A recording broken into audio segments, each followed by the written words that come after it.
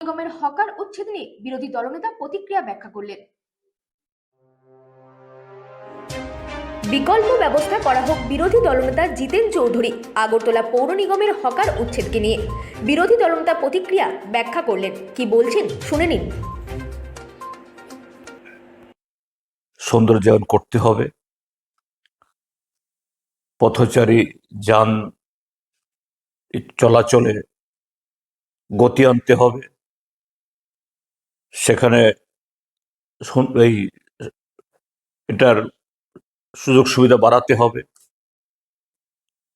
পথচারীরা যাতে ফুটপাত দিয়ে চলতে পারেন করতে হবে। এটা কেউ তার বিরোধী না, কিন্তু আগরতলা শহর একটা পুরনো, এটা ধীরে ধীরে ধীরে ধীরে তার কলেবর বড় হয়েছে। প্রথম থেকেই সেরকম পরিকাঠামো তৈরি হয়নি। এতে এই সময়ের সাথে হাত ধরে লোক সংখ্যা বেড়েছে, বসতি বেড়েছে, ব্যবসা বাণিজ্য শিক্ষা প্রতিষ্ঠান ইত্যাদি তা আরো বেশি বেশি করে হয়েছে। তো একটু অসুবিধা তো হবেই আগের সে পরিকাঠামোতে। তাহলে সরকার নতুন করে, যেমন বামপন্থী ফ্রন্ট সরকার শহরটাকে এই কাটাখালের ওই পারে নিউ ক্যাপিটাল কমপ্লেক্স করে এখন হাইকোর্ট, সচিবালয়, বিধানসভা, রাজ্যপালের ভবন, আরো রাজ্যপালের ভবন বসে আগে থেকে ছিল সেদিকটায়, এবং অনেক শিক্ষা প্রতিষ্ঠান এখন যে এইদিকে এই মোহনপুরের দিকে চলে গেছে। এই কারণে তখনকার সময়েতে একটা পরিকল্পনা গ্রহণ করে কিভাবে এই যে নতুন করে বসতি স্থাপন, নতুন করে এই মানুষের প্রয়োজন সুবিধাগুলো বানানোর চেষ্টা হয়েছে।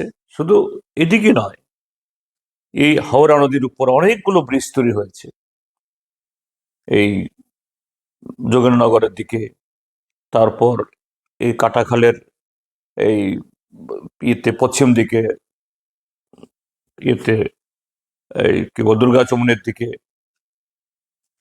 বাজার সম্প্রসারিত হয়েছে।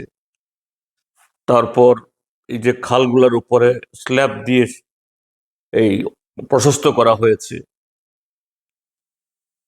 চিলড্রেন্স পার্ক, শিশু উদ্যানের এই সামনে ওরিয়েন চমুনিতে পুরো, সেখানে শুধু ড্রেন কাভার করা হয়নি, তার উপরে দ্বিতল ব্যবসায়িক জন্য স্থল তৈরি করা হয়েছে। কেন করা হয়েছে এগুলো? হকারদের জায়গা দেওয়ার জন্য, কারণ হকারদেরও দরকার। কাজেই সরকার, রাজ্য সরকারই হোক বা এটা মিউনিসিপাল কর্পোরেশন, তাদের যেমন দায়িত্ব নাগরিকদের স্বাচ্ছন্দ্য, ঠিক তেমনি যারা ফুটপাথবাসী, রিক্সা চালক, অটো চালক, ভ্যান, যারা ভ্যান চালক, তারাও নাগরিক। তো সরকারকে সেরকম ভাবে করতে হবে। বামফ্রন্ট সরকার দুই ক্ষেপে ৩৫ বছর ছিল, কোনো দিন বুলডোজার নামায়নি, কোনোদিন এরকম ভাবে নির্মম ভাবে করতে হয়নি। এই সিটি সেন্টার গড়ে উঠেছে, সেখানেও দোকান ছিল অনেকগুলো, সিটি সেন্টার তৈরি করে তাদেরকে পুনর্বাসিত করা হয়েছে। শুধু যারা ছিলেন তাদেরকে বসানো না, আরো নতুন করে লোক সেখানে বসেছে। উমাকান্ত স্টেডিয়াম তৈরি করা হয়েছে। উমাকান্ত স্টেডিয়ামের এই উত্তর দিক এবং দক্ষিণ দিক, এই আইজিএম এর অপোজিটে, সেখানে শুধু স্টেডিয়াম না, স্টেডিয়ামের নিচে দোকান করে সেখানেও প্রায় গোটা 30 থেকে 40টা ব্যবসায়ীকে, এরকম যারা এই কি বলে হকারদেরকে জায়গা দেওয়া হয়েছে। তো এই সরকার পারে না, ট্রিপল ইঞ্জিনের সরকার। স্মার্ট সিটিতে নাকি কয়েক হাজার কোটি টাকা খরচ করে ফেলেছে ইতিমধ্যে। তো কোথায়, কেন এই হকারদের জন্য নতুন করে একটা বিপণী বিতান বা এরকম মার্কেট তৈরি হলো না? আবার দেখা যায় এদের এরা এইভাবে উচ্ছেদ করে কদিন বাদে আবার হকারদের বসিয়ে দেয়। অভিযোগ, স্থানীয় মণ্ডলের নেতারা তাদের কাছ থেকে হাজার হাজার টাকা খেয়ে বসেন না, তোমাদের আর কেউ উচ্ছেদ করবে না। এবার যে ভাঙলো, লুট করলো মালামাল, সবাই দেখিয়েছে। এদের যে লাইসেন্স দিয়েছে এই কর্পোরেশন,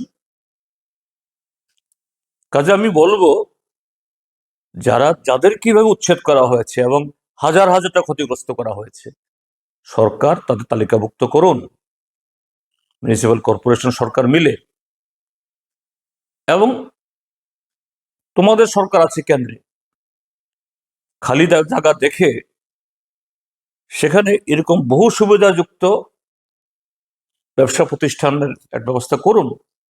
এটা না করে এরকম উচ্ছেদ করা, এটা চরম মানে বর্বরতা, অগণতান্ত্রিক এবং অমানবিক।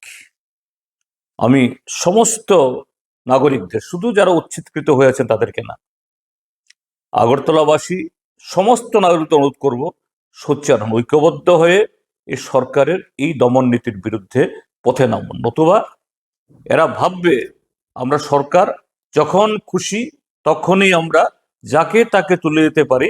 আজকে অবৈধ নামে তাদের করেছে, কালকে আগামীকাল বৈধদেরও তারা করবে।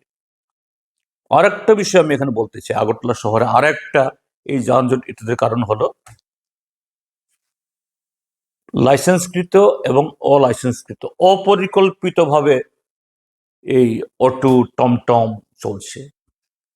হ্যাঁ, তারাও আমাদের নাগরিক, কি করবে, বেকারিত্ব, এই কারণেই তারা আসতে বাধ্য হন। কিন্তু এই ক্ষেত্রে সরকার একটু নিয়ন্ত্রণ থাকা চাই। আগরতলা শহরের বোধহয় যত পরিবার